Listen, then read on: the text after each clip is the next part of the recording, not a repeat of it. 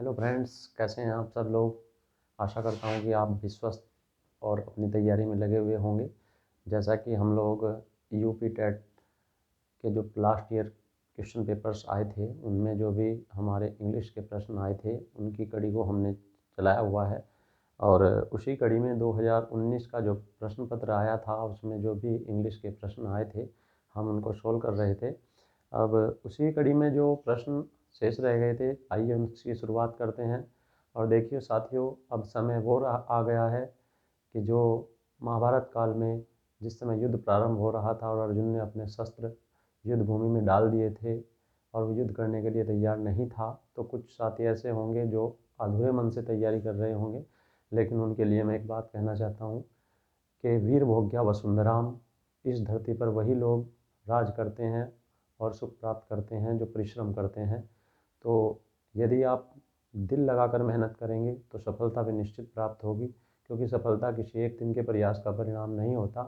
और हमारा जो ये प्रयास है, ये मात्र केवल यूपी टेट की परीक्षा के लिए ही नहीं है। आप देखते होंगे कि इसमें वो सारे प्रश्न आते हैं जो अन्य कंपटीशन एग्ज़ाम में भी आते हैं। तो आशा करता हूँ कि आप अपने परिचित और अपने शुभचिंतकों को इस वीडियो को शेयर करेंगे और इस चैनल को सब्सक्राइब करेंगे, लाइक करेंगे, ताकि जो भी मैं day by day video upload करूं उसका नोटिफिकेशन आपको प्राप्त होता रहे और आप उसका लाभ प्राप्त करते रहें।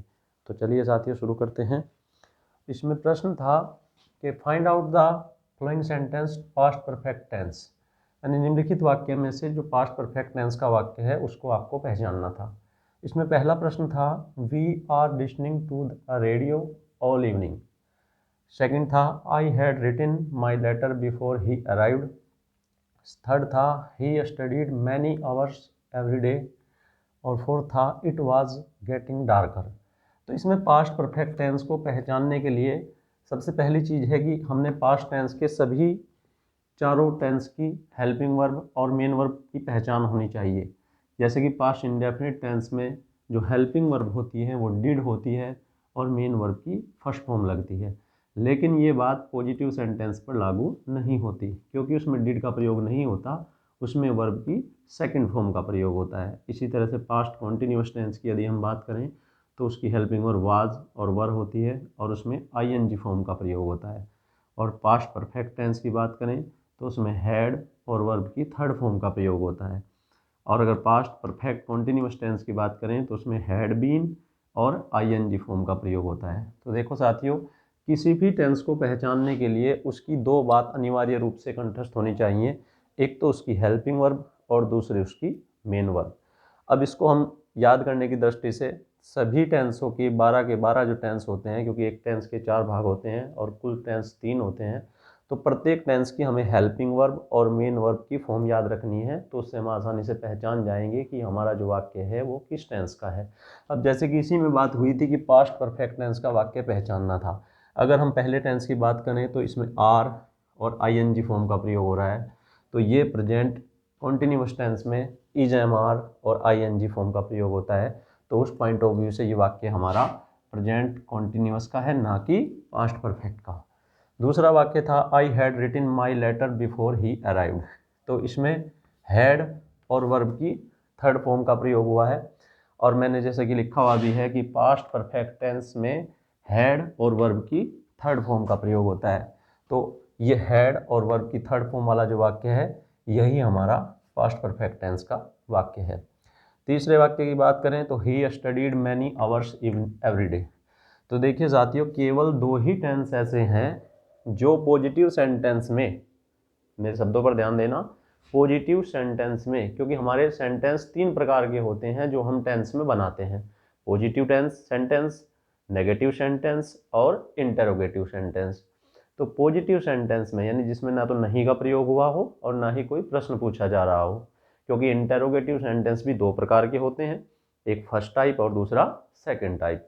तो फर्स्ट टाइप में हेल्पिंग वर्ब प्रारंभ में लगती है और सेकंड टाइप में क्वेश्चन वर्ब प्रारंभ में लगता है। तो यदि हमारा वाक्य न तो नेगेटिव है ना ही इंटरोगेटिव है, तो अगर पॉजिटिव है तो केवल 2 ही टेंस के वाक्य ऐसे होते हैं जिनमें हेल्पिंग वर्ब का प्रयोग नहीं होता। पहला प्रेजेंट इंडेफिनिट टेंस और दूसरा पास्ट इंडेफिनिट टेंस। तो प्रेजेंट इंडेफिनिट टेंस में वर्ब की फर्स्ट फॉर्म लगती है, अगर सब्जेक्ट सिंगुलर नंबर का है तो उसमें एस या ईएस लगता है, और यदि पास्ट इंडेफिनिट टेंस का वाक्य है तो उसमें वर्ब की सेकंड फॉर्म लगती है, जैसा कि मैंने लिखा हुआ भी है। पास्ट इंडेफिनिट टेंस के जो पॉजिटिव वाक्य होंगे उसमें वर्ब की सेकंड फॉर्म लगेगी।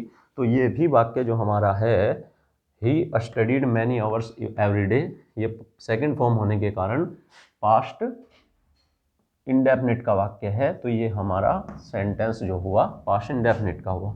अब चौथा वाक्य था इट वाज गेटिंग डार्कर, तो आप देख रहे होंगे वाज और आईएनजी फॉर्म, तो हमने लिखा भी है कि पास्ट कॉन्टिन्यूअस टेंस में वाज वर्ब और आईएनजी फॉर्म का प्रयोग होता है। तो ये हमारा जो सेंटेंस हुआ ये भी पास्ट परफेक्ट का नहीं है, तो ये सेंटेंस हमारा हुआ पास्ट कॉन्टिन्यूअस का, ये हुआ पास्ट इंडेफिनिट का, और जो हमने विकल्प पर निशान लगाया है वही हमारा पास्ट परफेक्ट का है, और जो ऊपर वाक्य है ये हमारा पास्ट कॉन्टिन्यूअस का है। तो देखिए कुछ कॉमन सी बातें हैं जो हर समय याद होनी चाहिए। जैसे किसी भी गणित में भाग और गुणा का प्रश्न करने के लिए 2 से 10 तक की टेबल याद होना अनिवार्य है, उसी तरीके से अगर इंग्लिश में ग्रामर की बात करें तो सबसे पहले हमें टेंसों की हेल्पिंग वर्ब और मेन वर्ब याद होनी अनिवार्य है।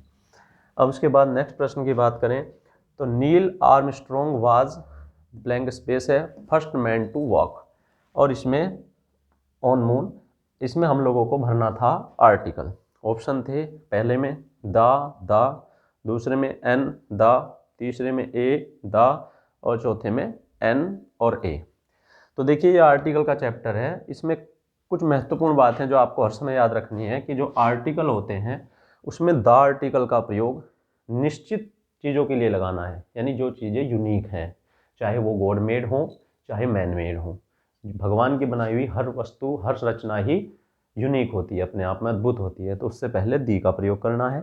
और इंसान की बनाई हुई वो सारी चीज़ें जो एक बार, जैसे कि आगरा का ताजमहल हो गया, अन्य जितने भी हमारी हिस्टोरिकल मोन्यूमेंट्स हैं, ऐतिहासिक इमारतें हैं, वो सब भी हमारी दा के अंतर्गत ही आएंगी। तो जैसे कि इस वाले वाक्य की अगर हम बात करें, नील आर्मस्ट्रॉन्ग वाज, कि नील आर्मस्ट्रॉन्ग थे फर्स्ट मैन पहले व्यक्ति। अब याद रखिए कि फर्स्ट जो है हमारा एक ऐसी संख्या को प्रदर्शित कर रहा है कि नहीं पहले व्यक्ति थे जो अंतरिक्ष में चंद्रमा पर गए थे, first man to walk on moon. तो मून तो आपको पता ही लग गया कि गॉड मेड है, यानी प्रकृति की बनाया हुआ है चंद्रमा। अभी मैंने बताया कि जो भी ईश्वर के द्वारा बनाई हुई रचनाएं हैं वो यूनिक होती हैं और उनसे पहले दा का प्रयोग होता है। तो एक से तो क्लियर हो गया, आपने देखते ही कि मून से पहले दी आएगा। लेकिन यहाँ जो फर्स्ट वाली चीज़ है तो ये भी आप दा से ही शुरू करेंगे, क्योंकि वो पहले व्यक्ति थे, यानी वो भी एक निश्चित बात हो गई, और जो यूनिवर्सल ट्रूथ के सेंस में यूज हो गई, तो उससे पहले भी हमारा दा का प्रयोग होगा। और इसमें जो हमारा ऑप्शन है वो ए सही रहेगा कि Neil Armstrong was the first man to walk on the moon. Neil Armstrong चंद्रमा पर पहुंचने वाले पहले व्यक्ति थे। अब इसमें कुछ और बातें भी याद रखनी है कि जैसे कि दा के लिए तो हमने बता दिया, जो यूनिक होगा उससे पहले दा लगाएंगे। ए और एन का प्रयोग कब करेंगे, ये हमेशा अनिश्चित की सेंस में होता है, क्योंकि आर्टिकल 2 प्रकार के होते हैं, डेफिनिट आर्टिकल और इनडेफिनिट आर्टिकल। अभी उसमें ज़्यादा गहराई से नहीं जाएंगे। ये याद रखना है कि ए और एन का प्रयोग उस समय करना है जब किसी भी, जनरली कहते हैं कि जहाँ वोवेल्स यूज हो जाते हैं वहाँ एन का प्रयोग करते हैं, लेकिन वोवेल्स यूज नहीं से हमें सेंस का यूज नहीं करना है, बल्कि वोवेल साउंड जहाँ मिलेगी हिंदी वर्णमाला के अनुसार ऐसे लेकर के एह तक जो स्वर होते हैं, यदि किसी वर्ड का प्रोनाउंसिएशन उनसे हो रहा है, भले ही उसमें इंग्लिश के वोवेल्स यूज न हो रहे हों, तब भी आप वहाँ एन का प्रयोग करेंगे। और यदि किसी वर्ड में वोवेल साउंड आ रही है तो एन का प्रयोग, और अगर कॉन्सोनेंट साउंड आ रही है तो वहाँ ए का प्रयोग करेंगे। अब इससे क्या मतलब हुआ, समझ लीजिए। This is an umbrella. अब आप देख रहे होंगे कि इसमें यू है, और जो हमारे वोवेल्स होते हैं ए ई आई ओ यू, ये 5 वोवेल्स होते हैं। अब इसमें जाहिर सी बात है, अगर हम उसी कॉन्सेप्ट को लेके बात करें कि यू आ रहा है तो हमने एकदम से एन लगा दिया। लेकिन एक नेक्स्ट सेंटेंस देखिए आप, you are a university professor. अब इसमें भी यू है, इसमें भी यू है, तो क्या वो हमारा कॉन्सेप्ट काम कर गया? यहाँ नहीं करा। तो हमें ये ध्यान रखना है कि कोई भी वर्ड अगर वोवल साउंड देगा, स्वर की ध्वनि देगा, और वो भी हिंदी वर्णमाला के अनुसार, तो आप उसमें एन का प्रयोग करें। अब देखिए अम्ब्रेला में ए बोल रहा है और ए जो है वो हिंदी वर्णमाला के अनुसार स्वर का उच्चारण देता है, तो यहाँ एन हमने यूज किया। दूसरे सब वाक्य में देखिए यू आर ए यूनिवर्सिटी, तो यूनिवर्सिटी में यह का उच्चारण हो रहा है, तो यह जो होता है वो व्यंजन होता है, तो इसलिए हमने ए का प्रयोग किया। तो हमेशा ध्यान रखना है कि आपको जहाँ स्वर का उच्चारण हो वहाँ एन का प्रयोग करना है, जहाँ व्यंजन का उच्चारण हो वहाँ ए का प्रयोग करना है। तो ये बात विशेष रूप से याद रखनी है। साथ में एक नया सेंटेंस था, तो इस पॉइंट ऑफ व्यू से हमारा ये हमने बता ही दिया था। नेक्स्ट सेंटेंस था the teacher has been teaching for खाली स्थान आवर, अध्यापक पढ़ा रहा है। अब देखिए ऑप्शन से भी कई बार प्रश्नों के उत्तर निकल जाते हैं 2NA3। अब आप सीधे आर्टिकल पर मत जाइए, क्योंकि आप समझ सकते हो कि ए और एन और ए दो आर्टिकल हैं, लेकिन आपको ये भी ध्यान देना है कि आवर है तो ये सिंगुलर नंबर है यानी घंटा। अब इसमें कोई भी ऐसा वर्ड देखिए जो सिंगुलर में हो। अब सिंगुलर में 2 नहीं हो सकता, 3 नहीं हो सकता, बचे हमारे पास दो विकल्प एन और ए। दोनों की हिंदी एक होती है, दोनों सिंगुलर नंबर में होता है, लेकिन अब हमें देखना है कि एन किस लगाना है या ए लगाना है। तो अभी मैंने आपको बताया कि किसी भी शब्द का उच्चारण आपको देखना है, तो इसका जो उच्चारण होता है वो आवर होता है, ना कि हावर। तो आवर में आप देख रहे होगे कि आ का उच्चारण हो रहा है, तो जब स्वर का उच्चारण होगा तो फिर आप किसका प्रयोग करेंगे, एन का। तो यहाँ एन ही आएगा, यानी the teacher has been teaching for an hour. Tense का भी ध्यान दें, हैज़ बीन और आईएनजी फॉर्म जो होती है वो प्रेजेंट परफेक्ट कॉन्टिन्यूअस टेंस में होती है। तो इस तरीके से ये हमारा हो गया। अब नेक्स्ट था add the suffix to pluralise the word. Suffix और प्रीफिक्स आप समझ सकते हैं, यानी कि सफिक्स जो होता है वो प्रत्यय होता है जो किसी भी शब्द के बाद में जुड़ता है। प्रीफिक्स जो होता है वो उपसर्ग होता है जो किसी भी शब्द से पहले जुड़ता है। तो ये पूछ रहा है कि इसको प्लुराइज करना है, यानी प्लूरल नंबर में करना है, बहुवचन में करना है। ओक्स, ओक्स किसको बोलते हैं, बैल को। अब वैसे तो मैंने एक कॉन्सेप्ट आपको बताया था, ये उसका एक्सेप्शन है कि जिन नाउन के अंत में O S S H C H आएगा तो वहाँ आप क्या जोड़ करके बनाएंगे, बताया था मैंने लास्ट वीडियो में, तो वहाँ आपको बताया था कि वहाँ ई एस जोड़ेंगे, लेकिन यहाँ ओक्स में ई एस नहीं बल्कि ई एन जोड़ करके प्लूरल नंबर बनेगा। अब यहाँ ये वाला कॉन्सेप्ट इसका सही है। और ध्यान रखना है कि कई बार ऐसे शब्द भी आ जाते हैं कि जिनमें लास्ट का जो लेटर है, अक्षर है, वो कॉन्सोनेंट हो, व्यंजन हो अंग्रेजी वर्णमाला के अनुसार, और उससे पहले दो वोवल्स हों। तो जब उसका आप प्लूरल बनाएं, उसमें यदि आप एस जोड़ेंगे तो वो एफ का वी ई एस बन जाएगा। आप देख रहे होंगे थीप, THIEF, तो थीप मीन्स चोर होता है। तो जब इसका प्लूरल नंबर बनाएंगे तो इसमें जब एफ जोड़ेंगे तो एस जोड़ेंगे तो एफ का VES बन जाएगा। ऐसे ही अगर आप लीफ की बात करें, LEAF, लीफ मीन्स एक पत्ता या एक पत्ती होता है, तो जब इसका अगर आप प्लूरल बनाओगे एस जोड़ के, क्योंकि इसमें अंत में एक कॉन्सोनेंट्स है, उससे पहले दो वोवल्स हैं, तो वही हमारा कॉन्सेप्ट काम करेगा कि एफ का क्या बन जाएगा, VES, तो लीफ का जो बन जाएगा वो लीव्स बन जाएगा। तो ये इस तरीके से हमारे प्रश्न थे।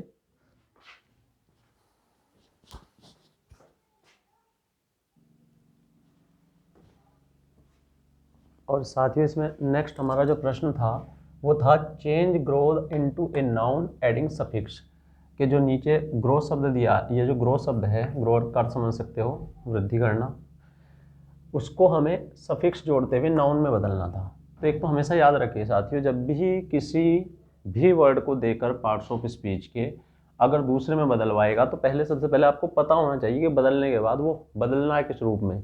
अब जैसे इसी में है ग्रो, ग्रो मीन्स उगना, अब ये वर्ब होती है, अगर हम इसमें कोई सफिक्स जोड़ेंगे तो जो नाउन बनना है, नाउन समझ सकते हैं 5 प्रकार के होते हैं, वैसे जनरली काउंटेबल अनकाउंटेबल 2 प्रकार के होते हैं, लेकिन जो हमें इस प्रकार के वाक्यों का जो नाउन बदलना होता है वो एब्स्ट्रैक्ट नाउन में हम बदलते हैं उसको, जिसको बोलते हैं भाववाचक संज्ञा। क्योंकि प्रॉपर नाउन किसी व्यक्ति का नाम होगा, ठीक है, और मैटीरियल नाउन किसी पदार्थ का नाम होगा, और कलेक्टिव नाउन समूह का होगा, और हमारा जो एब्स्ट्रैक्ट नाउन होगा वो भाववाचक संज्ञा होगा। अब जैसे इसमें ग्रो है, तो अब अगर आप एस जोड़ेंगे तो ग्रोज होने से वो वर्ब के रूप में ही रहेगा, यानी उगता है, जो प्रेजेंट इंडेफिनिट में हम एस या एस का प्रयोग करते हैं। अगर हम आईएनजी की फॉर्म करेंगे तो ग्रोइंग, वो भी कॉन्टिन्यूअस में वर्ब ही रहेगा। एन जोड़ेंगे तो वो उसकी थर्ड फॉर्म बन जाएगा, ग्रो, ग्रीव, ग्रोन। तो इस तरीके से ये तीनों नहीं हो सकते, तो केवल एक टी एच एक ऐसा सफिक्स इसमें है जिसको यदि हम जोड़ दें तो ग्रो का बन जाएगा ग्रोथ, GROWTH।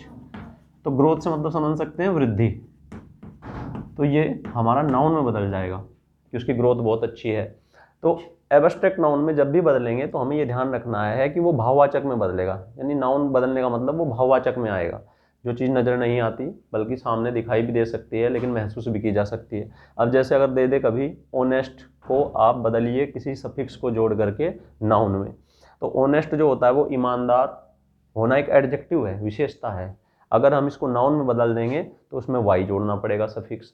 तो ये चीज़ तो आपको जनरली याद रखनी पड़ेगी और अभ्यास से आ जाएगी कि जब ज़्यादा से ज़्यादा पढ़ोगे कि किस में क्या जोड़ करके नाउन बनता है, वर्ब बनता है, एडजेक्टिव बनता है, एडवर्ब बनता है। और एक चीज़ और बता दूं कि मोस्टली 80% केसेज में अगर एल जोड़ दिया जाए किसी भी नाउन के अंत में या वर्ब के अंत में तो वो एडवर्ब बन जाता है। क्या बन जाता है? एडवर्ब। तो कुछ कॉमन से हैं, क्योंकि अब विस्तार से तो नहीं अभी इतना बताऊंगा क्योंकि सारे पेपर हल कराने हैं, तो ये आप ध्यान रखें। तो इसमें ऑप्शन जो हमारा है वो बी ठीक हो जाएगा। अब नेक्स्ट सेंटेंस था कि subject of a verb feminine gender, कि find out the following sentences feminine gender, कि इनमें जो सेंटेंस हमने दिए 4 वाक्य, उसमें कौन से सब वर्ब का जो सब्जेक्ट है वो फेमिनाइन में है। तो मैंने पहली वीडियो में भी बताया था कि जेंडर 4 होते हैं, मैस्कुलिन जेंडर पुरुषवाचक, फेमिनाइन जेंडर स्त्रीवाचक, कॉमन जेंडर उभयवाचक, न्यूट्रल जेंडर निर्जीववाचक। तो फेमिनाइन शब्द आते ही समझ जाइए कि जहाँ स्त्री जाति का बोध हो, अर्थात जहाँ मादा की बात हो रही हो, क्योंकि हम पुरुष और स्त्री का जो अंतर करते हैं वो नर और मादा के रूप में करते हैं। तो जैसे ये है all the young man have arrived, तो सभी नवयुवक पहुंच चुके हैं। तो युवक जो मैन जो होता है वो मैस्कुलिन जेंडर होता है। फिर all the male members have arrived, अगर मेंबर्स खाली होता तो कॉमन जेंडर होता, लेकिन मेल लगा देने से ये मैस्कुलिन जेंडर बन गया। नेक्स्ट था all the female members have arrived, तो अब देखिए मेंबर्स से पहले फीमेल लगा दिया। अभी मैंने बताया फेमिनाइन और फीमेल दोनों एक ही बात है, फीमेल स्त्री को बोलते हैं और फेमिनाइन भी स्त्रीवाचक को बोलते हैं। तो हमारा ये विकल्प इसमें सही है। अब जैसे all the old man have arrived, तो इसमें मैन लगा दिया, तो मैन भी मैस्कुलिन जेंडर है। तो ये हमें केवल उसी शब्द से ही मतलब नहीं होना चाहिए, बल्कि उससे जुड़ा हुआ यदि प्रश्न किसी भी रूप में आ जाए वो हमारा क्लियर होना चाहिए। और मैं एक बात आपको बता दूं कि अगर आप अभी बुक से सोचते हैं कि सभी चीज़ों का रिवाइज कर लें तो समय कम है, लेकिन अभी जो प्रश्नों के माध्यम से हम विकल्पों के माध्यम से पढ़ रहे हैं वो ज़्यादा बेनिफिशियल होगा। कम समय में आप पूरा सिलेबस कवर कर सकते हो, क्योंकि जैसे मैं अगर एक बात बता रहा हूँ तो उस टॉपिक का पूरी की पूरी समरी बता रहा हूँ आपको, ताकि वो पूरा रिवाइज हो जाए। अगर उस टॉपिक से रिलेटेड कोई भी प्रश्न किसी भी रूप में बनता है तो आप उसको आसानी से हल कर सकते हैं। और याद रखिए साथियों, याद करने के लिए सबसे अच्छा तरीका होता है देखना और सुनना, क्योंकि ये 2 तरीके ऐसे हैं जो देख करके आदमी की आंखों के माध्यम से कोई चीज़ अंदर जाती है और कानों के माध्यम से भी जाती है। तो जो हमारी इंद्रियां होती हैं वो डायरेक्ट उस चीज़ को ग्रहण कर लेती हैं। यही कारण है कि आप कोई मूवी देखते हो तो वर्षों बाद भी उसकी पूरी स्टोरी आपको याद रहती है। तो मैं समझता हूँ कि समय कम है, लेकिन अगर आप अभी सारी वीडियो देख लें तो वो आपको कंठस्थ भी रहेंगी और परीक्षा में आप अच्छा परफॉर्म कर पाएंगे। उसके बाद नेक्स्ट प्रश्न था, इसमें था the method of teaching in which the teacher tries to establish a link between the foreign language word and the object without the interference of the learner's mother tongue is called. तो देखिए ये जो प्रश्न है ये पूरा का पूरा आप लोगों का पेडागोजी से रिलेटेड प्रश्न है, और इस तरह के प्रश्न में हमें समझने की आवश्यकता है, क्योंकि इतना कोई ज़्यादा इसमें बड़ी बात नहीं है। तो पेडागोजी में क्या होता है, देखिए टीचिंग ऑफ इंग्लिश में जो हमारे मेथड्स होते हैं ये उनके बारे में बताया गया है। ये किसी ग्रामर ट्रांसलेशन या वोकेबलरी की बुक में नहीं मिलेगी बात आपको, ये आपको अभ्यास से आनी चाहिए। देखिए टेट का मतलब भी यही है कि आपके अंदर वो पात्रता है कि आप अध्यापक बनने की योग्यता रखते हैं। तो यही उस पात्रता से संबंधित भी प्रश्न बनाया है कि द मेथड वो विधि ऑफ टीचिंग पढ़ाने की इन विच जिसमें द टीचर अध्यापक ट्राइज प्रयास करता है टू एस्टेब्लिश स्थापित करने का, ए लिंक संबंध, बिटवीन द फॉरेन लैंग्वेज विदेशी भाषा का के बीच में, एंड और द ऑब्जेक्ट उस बात के, विदाउट द इंटरफ्रेंस बिना हस्तक्षेप कराए, ऑफ द लर्नर्स सीखने वालों की, मदर टंग मातृभाषा के, इज कॉल्ड उसे क्या कहा जाता है। यानी इसका मतलब ये हुआ कि भाषा शिक्षण की, अंग्रेजी भाषा शिक्षण की वह कौन सी विधि है जिसमें अध्यापक बच्चे को बिना उसकी मातृभाषा का प्रयोग किए, किसकी मातृभाषा का, बच्चे की मातृभाषा का बिना प्रयोग किए उसको वो विदेशी भाषा सिखा सकता है। तो उसमें 4 विकल्प थे, तो मैं आपको चारों का ही बताऊंगा, क्योंकि हो सकता है कि ये प्रश्न एक ऑप्शन से संबंधित हो, लेकिन 4 विकल्प हैं तो मैं चारों की बात आपको बताऊंगा कि अगर बदल जाए तो आप उसको अच्छे से कर सकते हैं। तो सबसे पहले था द बाइलिंगुअल मेथड। तो देखो, बाई का मतलब समझ सकते हैं आप, द्वि, जहाँ भी बाइपोलर होता है, बाई जहाँ भी लगा होगा आप दो समझ जाइएगा। लिंगुअल से मतलब है लैंग्वेज से, भाषा से, यानी द्विभाषा मेथड, दो भाषा की विधि। अब वो दो भाषा कौन सी हैं, एक तो आप जो टीचिंग कर रहे हैं जिस लैंग्वेज की वो हो गई, और सेकंड हो गई आपकी मदर टंग, उस बच्चे की मदर टंग, मातृभाषा। तो जहाँ भी आप किसी भाषा को सिखाने के लिए बच्चे की मातृभाषा का भी प्रयोग करते हैं तो उसको बोलते हैं बाइलिंगुअल मेथड, यानी द्विभाषा विधि। दूसरा द स्ट्रक्चरल मेथड। स्ट्रक्चर से समझ सकते हैं आप संरचना, यानी कि इसके अंतर्गत जो हमारे व्याकरण की विधियां हैं, व्याकरण के नियम हैं, उनका भी प्रयोग करना और भाषा से जुड़ी हुई बातों का भी प्रयोग करना, जिस विधि के अंतर्गत आएगा वो स्ट्रक्चरल मेथड होगा, और जनरली यही मेथड ज़्यादा यूज किया जाता है। अब इसके बाद तीसरा है डायरेक्ट मेथड। तो ये डायरेक्ट मेथड ही ये मेथड है जिसकी बात इस प्रश्न में की गई है, यानी प्रत्यक्ष विधि।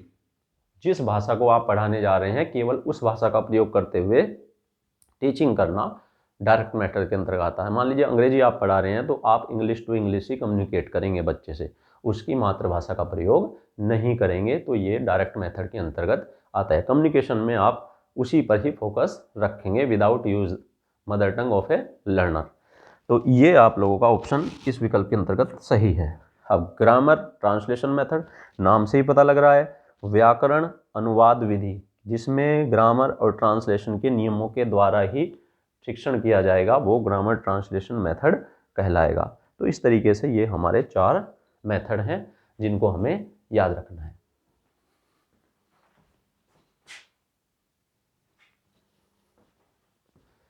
अब इसमें नेक्स्ट प्रश्न जो हमारा आया था वो था, if you are testing your students' comprehension of written English, you are testing their understanding of what they have just. If you are testing, यदि आप परख रहे हो योर स्टूडेंट्स, अपने विद्यार्थियों की, कंप्रीहेंशन कहते हैं समझ को, सूझबूझ को, ऑफ रिटन इंग्लिश, लिखित अंग्रेजी की, कि अगर आपने कोई अंग्रेजी में लिखी हुई बात अपने बच्चों की जांच रहे हैं कि वो समझ रहे हैं या नहीं समझ रहे हैं, यू आर टेस्टिंग, तो आप जांच रहे हो देयर अंडरस्टैंडिंग, उनकी समझ को, of what they have just, कि उन्होंने किस आधार पर जांच रहे हैं कि आप वो समझ रहे हैं आपकी बात को या नहीं समझ रहे हैं। तो इसमें ऑप्शन था listen to, read, written, spoken, कि उनकी सुनने की क्षमता से आप पहचानेंगे कि वो बच्चे समझ रहे हैं नहीं है समझ रहे हैं। मान लीजिए आप पढ़ा रहे हैं और कोई बच्चा आपको ध्यान से देख रहा है, तो क्या आप उससे अनुमान लगा लेंगे कि वो बच्चा आपकी बात को समझ पा रहा है? क्योंकि हो सकता है कुछ बच्चे अपने आप में खोए खोए रहते हैं, वो आपकी तरफ, कोई आपने सामान्य व्यवहार में भी देखा होगा, कोई व्यक्ति कहीं एक बार टकटकी लगा करके देखता रहता है, तो क्या आप कह सकते हैं कि वो आपकी बात को समझ रहा है? हो सकता है वो शरीर से वहाँ हो लेकिन मन से कहीं और हो। तो ये लिसनिंग टू, क्या उसके सुनने की क्षमता से पता लगेगा, या रीड पढ़ने से पता लगेगा, या रिटिन लिखने से पता लगेगा, या स्पोकन बोलने से पता लगेगा। देखिए, आपने देखा होगा कि जो हमारे लैंग्वेज टीचिंग के जो मेथड होते हैं वो शुभोपली के सिद्धांत पर चलते हैं। शुभोपली से मतलब समझ सकते हैं आप, सुनना, बोलना, पढ़ना, लिखना। तो सुनना लिसनिंग, बोलना स्पीकिंग, पढ़ना रीडिंग, और लिखना राइटिंग। कभी कभी इसका भी डिटेल पूछ लेता है कि LSRW से क्या अभिप्राय है, तो ये बोलते हैं शुभोपली। शुभोपली को आप याद रखें संक्षेप में कि सुनना, बोलना, पढ़ना, लिखना, SLSRW, ये भाषा सीखने का क्रम क्या होता है। लेकिन इसमें कह रहा है कि आप ये बताइए कि यदि आप अपने बच्चे की समझ को देख रहे हो तो किस तरीके से पता लगेगा कि आपका बच्चा समझ रहा है या नहीं समझ रहा है। तो देखिए इसका सीधा सा तरीका है रीडिंग। अगर बच्चा पढ़ते समय उस बात को समझ रहा है, समझने से मतलब क्या है, अगर उसको पूर्व में उस बात से संबंधित जानकारी है तभी वो समझ पाएगा, नहीं तो वो खाली शाब्दिक ज्ञान को तो पढ़ सकता है, लेकिन अगर आप उससे संबंधित प्रश्न पूछेंगे तो वो जवाब नहीं दे पाएगा। यही कारण है कि अब प्रेरणा लक्ष्य के अंतर्गत छोटे अनुच्छेद और बड़े अनुच्छेद को पढ़ करके प्रश्नों के उत्तर छांटने के लिए जो कहा जा रहा है उसका यही एक रीजन दिया गया है कि पढ़कर यदि समझ रहा है तो वही बात साबित करती है कि बच्चे में समझ विकसित हो रही है। तो इस पॉइंट ऑफ व्यू से हमारा ये ऑप्शन रीड वाला सही है। अब नेक्स्ट प्रश्न था कि find out the correct sentence from the following sentences, के जो नीचे वाक्य दिए हैं उनमें से जो सही वाक्य व्याकरण की दृष्टि से है, ग्रामर की दृष्टि से है, उसको आप पहचानिए।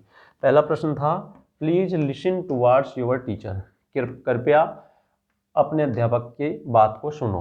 तो ये जो टुवर्ड्स है प्रीपोजिशन जो है ये टुवर्ड और कई और होता है, टुवर्ड्स के अतिरिक्त होता है, तो इसका लिसन के साथ में यहाँ कोई कॉम्बिनेशन नहीं होता, तो ये पॉइंट ऑफ व्यू से गलत है।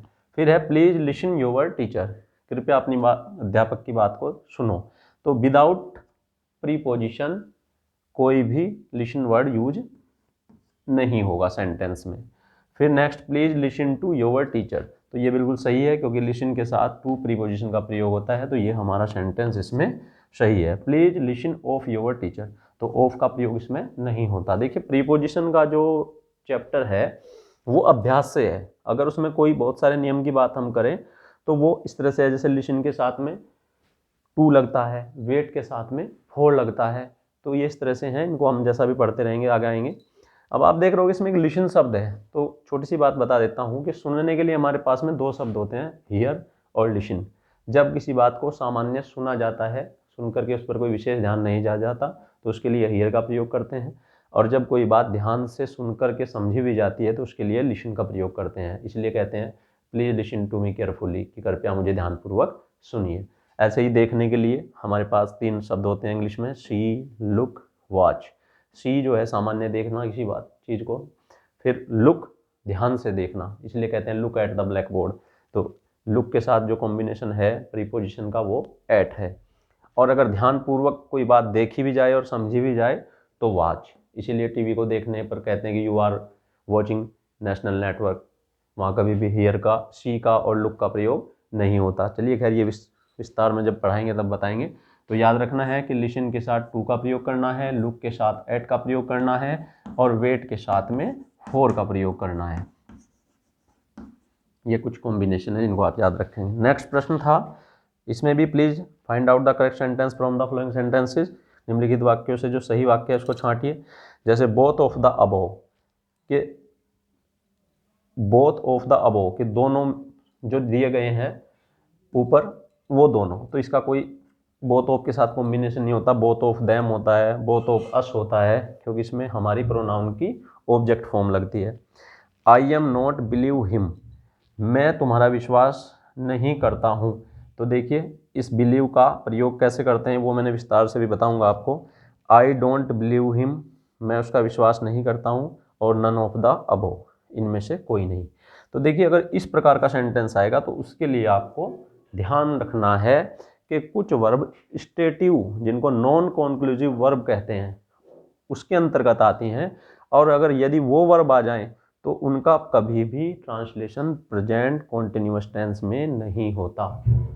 ये जैसे यही सेंटेंस अगर हम देखें यहाँ, तो आई डोंट बिलीव हिम, ये वाला जो सेंटेंस है ये सही है, और क्यों है उसका कारण ये है कि क्यों नहीं होता। जैसे सी है देखना, अंडरस्टैंड है समझना, हियर सुनना, स्मेल सूंघना, लाइक पसंद करना, डिसलाइक नापसंद करना, हेट घृणा करना, नो जानना, रिमेंबर याद करना, फॉरगेट भूल जाना, वांट चाहना, विश इच्छा करना। यानी अगर सामान्य दृष्टि से देखा जाए तो गर्दन से ऊपर की जितनी भी हमारी इंद्रियां हैं उनसे हम जो काम करते हैं, विशेष रूप से हमारे दिमाग से जो काम होते हैं, जैसे याद हम दिमाग से रखते हैं, भूलते हम दिमाग से हैं, इच्छा हम दिमाग से करते हैं, आंखों से हम देखते हैं, नाक से हम सूंघते हैं, बस केवल मुंह के खाने वाला इसका एक अपवाद है।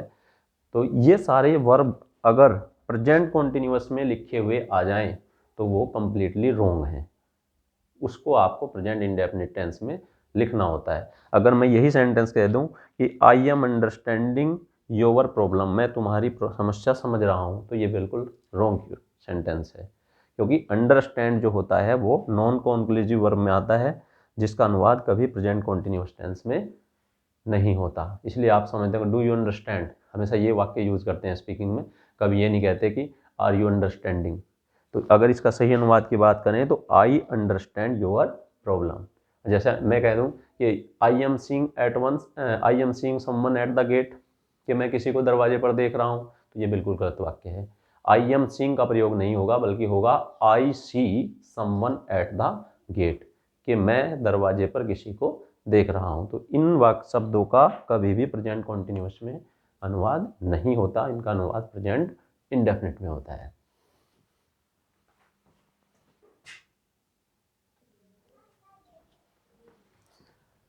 अब इसमें नेक्स्ट प्रश्न जो हमारा आया था परीक्षा में वो ये था कि कोऑर्डिनेटिंग कंजक्शन कौन सा नहीं है इसमें, find out which is not the coordinating conjunction from the flowing sentences. तो सबसे पहले ये याद रखना है कि कोऑर्डिनेटिंग कंजक्शन होते कौन से हैं। तो ये जब भी हमारा कॉम्प्लेक्स और कंपाउंड से संबंधित कोई भी सेंटेंस आएगा तो उसमें अगर आपने इसके कंजक्शन याद रखे तो कोई भी प्रश्न किसी भी तरह का आ जाए आप उसको बहुत बिल्कुल सही करके आएंगे। तो इसके लिए मैंने नोट कर दिए हैं कि यदि सबसे पहले ये समझिए कि ये सिंपल, कॉम्प्लेक्स और कंपाउंड होता क्या है। सिंपल सेंटेंस वो होते हैं जिसमें केवल एक क्लोज होती है, यानी उसमें केवल एक वाक्य का जिक्र होगा, जैसे he went to Agra, he read the book. तो ये इस तरीके से केवल एक फाइनाइट वर्ब होगी, एक काम का होने का पता चलता है। लेकिन कॉम्प्लेक्स और कंपाउंड क्या होंगे, कॉम्प्लेक्स में भी दो क्लोज होंगी, यानी दो उपवाक्य होंगे, एक वाक्य के अंदर दो उपवाक्य। जैसे he went to Agra and he saw the Taj, वह आगरा गया और उसने ताजमहल देखा। ही वर्कड हार्ड सो ही पास्ड, उसने कठिन परिश्रम किया इसलिए वह पास हो गया। तो आप देख रहे होंगे कि एक वाक्य के अंदर दो कार्य हो रहे हैं, दो वर्ब हो रही हैं, तो ये या तो कॉम्प्लेक्स में होगा या कंपाउंड में होगा। फिर अंग्रेजी में कैसे पहचानें कि कौन सा वाक्य कॉम्प्लेक्स में है, कौन सा कंपाउंड में है, तो उसका सिर्फ एक ही तरीका है कि केवल उसके कंजक्शन याद रख लीजिए। अब मैं आपको बता भी रहा हूँ, कॉम्प्लेक्स सेंटेंस के जो कंजक्शन होते हैं, एक तो होता है दैट, सबसे महत्वपूर्ण है, जो कि अगर किसी वाक्य में दैट लग गया तो समझ लीजिए वो कॉम्प्लेक्स है। ठीक है, he said that he will go to Agra. अब हालांकि सैड लगने से विल नहीं लगेगा, वुड लगेगा, क्योंकि जब पहला प्रिंसिपल क्लोज हमारी पास्ट में होती है तो सबऑर्डिनेट क्लोज भी पास्ट में होगी, यानी ये वाक्य ऐसे होगा, he said that he would go to Agra. तो अगर दैट आ गया complex, who, which, what, whose, whom, why, when, ये हमारे जितने भी प्रश्नवाचक शब्द हैं, ये अगर सेंटेंस के अंदर आ गए और उनसे पहले कोई प्रिंसिपल क्लोज होना अनिवार्य है तो वो वाक्य भी हमारा कॉम्प्लेक्स में होगा। जैसे मैंने कल बताया था, I met a man who was a blind, मैं एक आदमी से मिला जो अंधा था, तो ए मैन के बाद में हु लग गया, तो ये हमारा जो हु वाज ब्लाइंड सेंटेंस है ये क्लोज हो गई, सबऑर्डिनेट क्लोज, तो इसलिए ये कॉम्प्लेक्स सेंटेंस हो गया। अब ये सारे जैसे बिफोर और आफ्टर वाले हैं, जैसे कि आप पास्ट परफेक्ट टेंस में पढ़ते हो कि the doctor came after the patient had died, तो जिसमें आफ्टर का प्रयोग हो गया, बिफोर का प्रयोग हो गया, वो भी कॉम्प्लेक्स सेंटेंस है। फिर इफ़, यदि, जो कंडीशनल सेंटेंस होते हैं, जैसे if you go to Agra you will see the Taj, यदि तुम आगरा जाओगे तो तुम ताजमहल देखोगे। हालांकि इसमें भी एक नियम छिपा हुआ है कि यदि इफ़ वाला वाक्य हमेशा दो सेंटेंस में अगर वाक्य दे रखे हैं तो दोनों फ्यूचर इंडेफिनिट में दिखा रहा है तो गलत है, क्योंकि इफ़ वाला वाक्य होगा प्रेजेंट इंडेफिनिट में और दूसरे वाला वाक्य होगा फ्यूचर इंडेफिनिट में। यानी सेंटेंस ये होगा if you go to Agra you will see the Taj, ये कभी नहीं होगा कि if you will go to Agra you will see the Taj, क्योंकि ये कंडीशनल सेंटेंस हैं। जब विस्तार से पढ़ाऊंगा तो इन सारी चीज़ों को बताऊंगा, अभी केवल प्रश्न पत्र पर फोकस है मेरा। तो इफ़ वाला वाक्य होगा तो कॉम्प्लेक्स होगा। ऑल्दो जब विपरीत बात होगी तब वहाँ कॉम्प्लेक्स का। बिकॉज जब परिणाम सूचक बात होगी तो भी कॉम्प्लेक्स होगा। लेस्ट, इसकी हिंदी हमेशा याद रखना, लेस्ट का अर्थ होता है कहीं ऐसा ना हो कि, और याद रखना जब लेस्ट का प्रयोग होगा तो दूसरे वाले वाक्य में शुड का प्रयोग अवश्य होगा। अगर शुड नहीं हो रहा है तो वो ग्रामेटिकली सेंटेंस गलत है। लेस्ट का अर्थ होता है कहीं ऐसा ना हो कि, देखो जैसे वाक्य हो सकता है walk carefully लेस्ट you should fall, ध्यानपूर्वक चलो कहीं ऐसा ना हो कि तुम गिर जाओ, तो लेस्ट के साथ शुड का प्रयोग अवश्य होगा। अनलेस और देन, तो ये हमारे कॉम्प्लेक्स सेंटेंस के कंजक्शन है। अगर कहीं किसी वाक्य में इनमें से कोई भी कंजक्शन दिखता है तो आप कॉम्प्लेक्स सेंटेंस उसको मानिए। उसके बाद कंपाउंड सेंटेंस की बात करें तो सबसे पहले एंड, अगर दो वाक्य एंड से जुड़ गए, he go to Agra and he see the Taj, वह आगरा गया जाता है और ताजमहल देखता है, तो वहाँ एंड से जोड़ना है। नॉट ओनली के साथ बट ऑल्सो, देखिए इसमें खाली मैं एक ही बात नहीं पढ़ा रहा हूँ, कंजक्शन ही नहीं बता रहा हूँ, साथ में उसका कॉम्बिनेशन भी बता रहा हूँ कि यदि किसी वाक्य में नॉट ओनली शुरुआत में आ गया तो बीच में क्या आएगा, बट ऑल्सो आएगा। लेस्ट अगर आया है तो बीच में क्या आएगा, शुड आएगा, यानी गागर में सागर भरने का प्रयास है। ये बिल्कुल मत मानिए कि खाली एक प्रश्न को आपको हल कराया जा रहा है, उस प्रश्न से संबंधित और जितने भी चैप्टर्स हैं उनको भी बताने का पूरा प्रयास किया जा रहा है। और ये वीडियो खाली केवल यूपी टेट से संबंधित नहीं है, बल्कि जितने भी कॉम्पिटिटिव एग्जाम्स की लोग तैयारियां कर रहे हैं ये सारी चीज़ें उनके भी काम आने वाली हैं। यहाँ तक कि 10th और 12th के बच्चे जो ग्रामर ट्रांसलेशन पढ़ते हैं उनके भी काम आने वाली है। जैसे कि कह सकते हो कि LIC वालों का एक स्लोगन है, ज़िंदगी के साथ भी और ज़िंदगी के बाद भी, तो ये इंग्लिश जो मैं पढ़ा रहा हूँ आपको, ये यूपी टेट के साथ भी और 10th 12th के साथ भी और अन्य कॉम्पिटिटिव एग्जाम्स के साथ भी काम आएगी। तो इस वीडियो को ज़्यादा से ज़्यादा लाइक कीजिए, सब्सक्राइब कीजिए और शेयर कीजिए, क्योंकि जब आप किसी को अच्छी से प्लेटफॉर्म से जोड़ते हैं तो वो आपको हमेशा याद रखता है कि उस व्यक्ति ने मुझे अच्छे प्लेटफॉर्म से जोड़ा था। और कमेंट्स के माध्यम से अपना फीडबैक भी दीजिए ताकि हम और बेहतर कर सकें। चलिए नेक्स्ट प्रश्न पे चलते हैं। कंपाउंड में मैं बता रहा था कि and, not only but also, still, समझ रहे होंगे अर्थ, नॉट ओनली का अर्थ है न केवल बल्कि, कि he was not only guilty but also punished, वह केवल अपराधी ही नहीं था बल्कि उसको सजा भी दी गई। तो स्टिल फिर भी, यट फिर भी, विपरीत की बात में देखो कॉम्प्लेक्स में अगर दो विपरीत बात है तो ऑल दो लगता है, हालांकि दो भी लगता है, अगर ये ऑल हटा दो तो दो भी इसी का कंजक्शन है। और स्टिल और यट लगता है कंपाउंड में। बट विपरीत बात के लिए, आइदर और खाली जब कोई विकल्प का चयन हो, क्या, ही वर्कड हार्ड और ही फेल्ड, या तो वो कठिन परिश्रम करे या फेल हो जाएगा। तो आइदर के साथ और का प्रयोग हुआ, खाली और अगर वाक्य के बीच में है तो वो भी कंपाउंड होगा। नाइदर नोर, जब दोनों वाक्य नकारात्मक हो, एक और याद रखना है कि नाइदर के बाद कभी भी क्लोज में नोट का प्रयोग नहीं करना और नोर के बाद भी कभी भी नोट का प्रयोग नहीं करना। मतलब ये नहीं कह सकते कि neither he did not work hard, मतलब नाइदर शुरू में भी लगा दिया आपने, डिड के साथ नोट लगा दिया तो गलत हो जाएगा, क्योंकि नाइदर अपने आप में ही नेगेटिव है। तो ऐसे ही नोर अपने आप में नेगेटिव है, उसके बाद का वाक्य भी, उपवाक्य भी पॉजिटिव लिखना है। अदरवाइज, वरना। फोर, अब आप देख रहोगे फोर तो प्रीपोजिशन है लेकिन फोर कंजक्शन भी है, ये क्योंकि के भाव में यूज होता है, और सो ये इसलिए के भाव में है।